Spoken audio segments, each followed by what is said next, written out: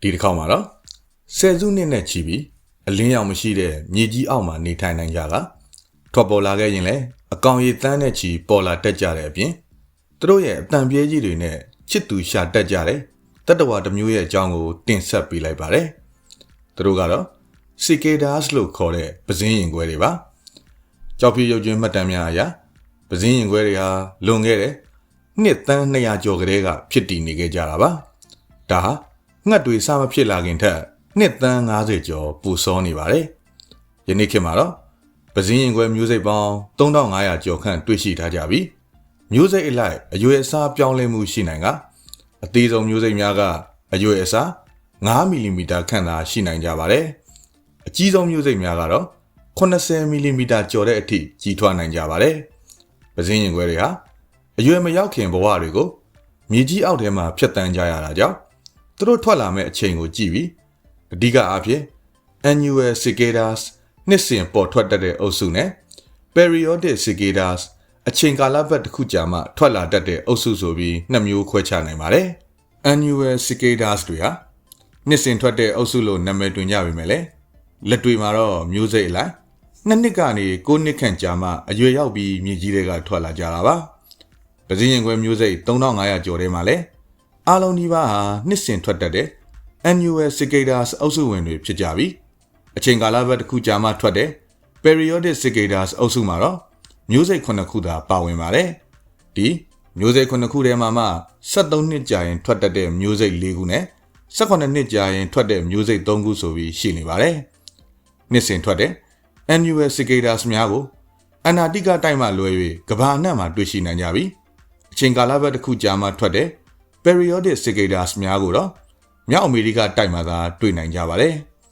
ပဇင်းရင်ခွဲတွေဟာမိုးတစ်တော်များအပူပိုင်းတစ်တော်ကြီးများထင်းရှူတော်များပန်းချံဥယျာဉ်ကြီးများနဲ့အပင်ကြီးတွေရှိတဲ့ရွာနီးချုပ်ဆက်တွေမှာနေနိုင်ကြပါတယ်နွေရာသီရောက်ရင်ပေါ်လာတတ်ကြပြီးသူတို့ရဲ့အတန်ပြပြဲကြီးတွေနဲ့ရက်တပတ်အနှဲငယ်လောက်အော်ပြီးရင်ပျောက်သွားတတ်တဲ့ပဇင်းရင်ခွဲတွေရဲ့ဘဝဖြစ်စဉ်ကိုတော့သူတို့ရဲ့ဥဘဝကနေစပါတယ်ရှေ့ဦးစွာမိတ်လိုက်မျိုးအောင်ထားတဲ့အမဟာဝန်းပိုင်းမှာ ovipositor ဆိုတဲ့အစုနဲ့တစ်ပင်တစ်ကိုင်းများကိုထိုးဆိုင်ကသူတို့ရဲ့ဥတွေကိုဥချလိုက်ပါတယ်ရသပတ်အနေငယ်ကြားတဲ့အခါမှာဒီတစ်ကိုင်းတွေပေါ်မှာပဲဥကနေ nymph ဆိုတဲ့အကောင်လေးတွေပေါက်လာကြပါတယ်ဒီ nymph လေးတွေဟာမွေးပြီးတာနဲ့အပင်ပေါ်ကိုတက်ဖို့မကြိုးစားကြပဲဒီတစ်ကိုင်းတွေပေါ်ကနေမြေကြီးအောက်ကိုသာခုန်ဆင်းလာကြပါတယ်ပြီးတာနဲ့တူးလို့အဆင်ပြေမဲ့မြေကြီးနေရာကိုရှာကမြေအောင်ပါတော့တယ်ဒီလိုမြေကြီးတူးနိုင်ဖို့အတွက် nymph လေးတွေမှာတန်မာတဲ့လက်ကြီးနှစ်ခုပိုင်ဆိုင်နေပါတယ်တခြားခြေလက်တွေထက်ပိုမိုကြီးမားတဲ့အပြင်ချွန်ထက်မာကျောတဲ့စူးကျွန်းကြီးတွေပါပိုင်ဆိုင်ကြတာကြောင့်မြေကြီးတူးရန်နဲ့မြေအောက်မှာအလွယ်တကူလှိုင်ကောင်းတူးပြီးတွာလာနိုင်ရန်အသုံးပြုကြပါတယ်ဒါအပြင်သူတို့ရဲ့ခန္ဓာကိုယ်ကိုလည်းအခွန်မာများနဲ့ကာကွယ်ထားပြီးမြေအောက်ထဲမှာအထိခိုက်မရှိတွာလာနိုင်စေပါတယ်မြေကြီးတဲ့ရောက်တာနဲ့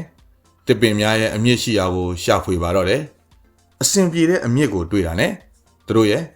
rostrum လို့ခေါ်တဲ့ဆေးထိုးအပ်လိုအဆွဲကြုံဖြစ်ထိုးသွင်းလိုက်က xylem step လို့ခေါ်တဲ့အမြင့်ထဲကအရည်များကိုစုပ်ယူစားသုံးပါတော့တယ်တစ်ပင်အမြင့်တွေထဲကအရည်တွေဟာအများအဖြစ်ရေဓာတ်သာပါဝင်ကြပြီးအာဟာရပါဝင်မှုနှုန်းနည်းပါပါတယ်ပဇင်းရင်ခွဲ nymph လေးတွေဟာဒီအမြင့်ရေကလွဲပြီးစားစရာမရှိတာကြောင့်အရွယ်ရောက်လာနိုင်မှုအတွက်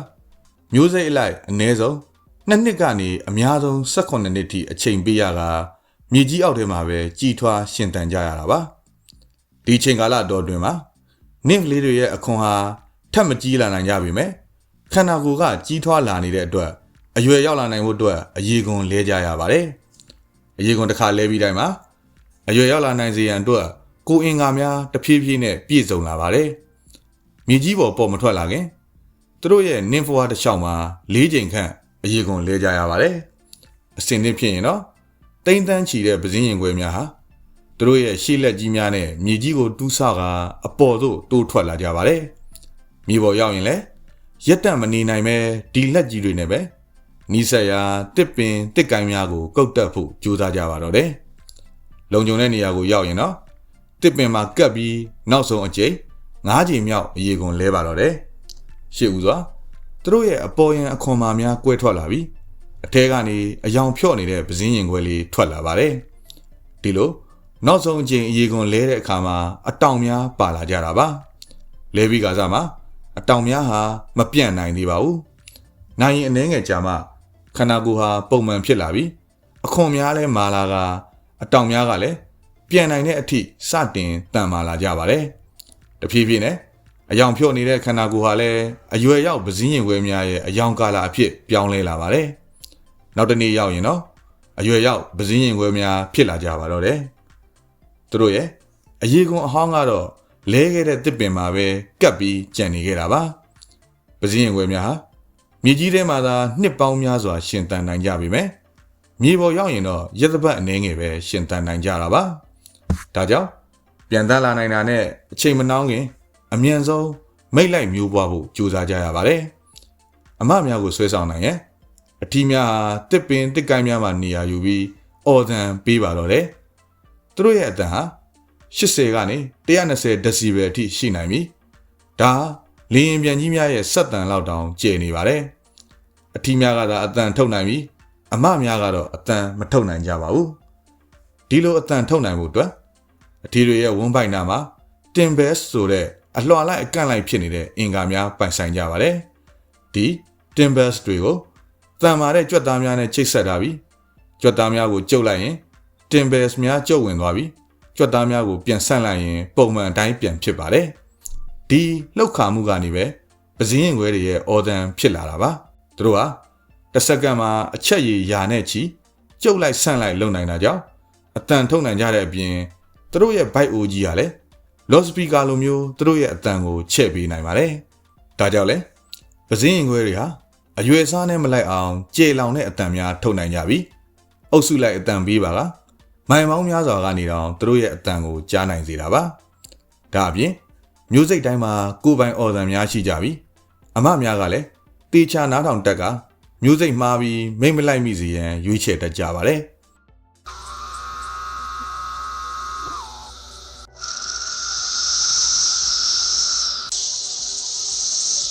ဒီလိုရွေးချယ်နိုင်မှုအတွက်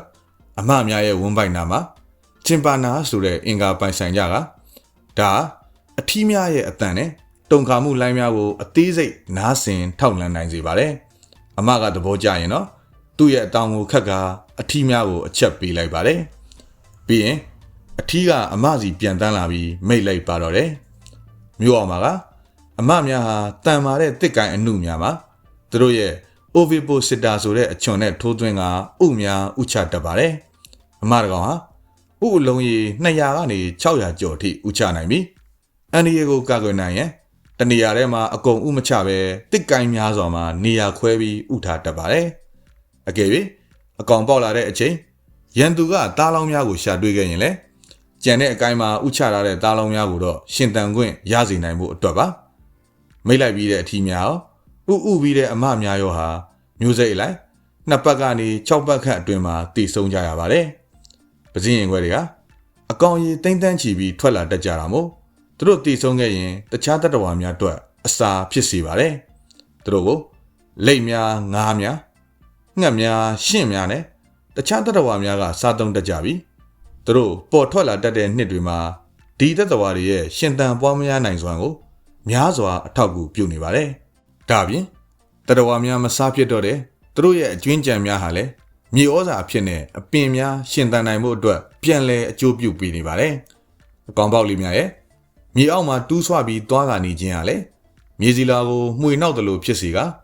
အမြင့်များကိုပို့ပြီးရှင်သန်နိုင်စေပါတယ်ပစည်းရင်ခွဲနင်းတွေကဘာလို့နှစ်ပေါင်းများစွာမြေအောက်မှာနေကြတာလဲပြီးတော့အလင်းအောင်တော်မရှိတဲ့မြေကြီးထဲမှာအချိန်ကိုဘလို့တိပြီးမြေကြီးပေါ်ပြန်တက်လာနိုင်ကြတာလဲအစရှိသဖြင့်ပညာရှင်များကအဖြေရှာကြည့်ခဲ့ကြပါတယ်ပစည်းရင်ခွဲနင်းတွေဟာတခြားအင်းဆက်များလို့တားကောင်ကိုအမဲလိုက်เสียမလို့တဲ့အပြင်မြေကြီးပေါ်မှာရန်သူပိုများတဲ့အတွက်မြေအောက်မှာအန်ဒီရဲ့ရှောင်းနိုင်ရန်နဲ့